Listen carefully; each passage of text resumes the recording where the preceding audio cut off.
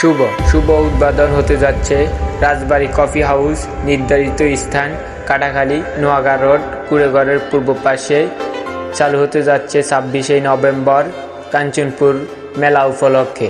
তো আসবেন, সবাই ঘুরে যাবেন, টাকা লাগলে আমার কাছ থেকে নিয়ে যাবেন। তো আমার মেসেঞ্জার আছে, হোয়াটসঅ্যাপ আছে, মেসেজ দিবেন, মেসেঞ্জারে হোয়াটসঅ্যাপে যা লাগবে আমি দিয়ে দেব। ওকে, আল্লাহ হাফেজ। खुद की भी सुन ले कभी, मतलबी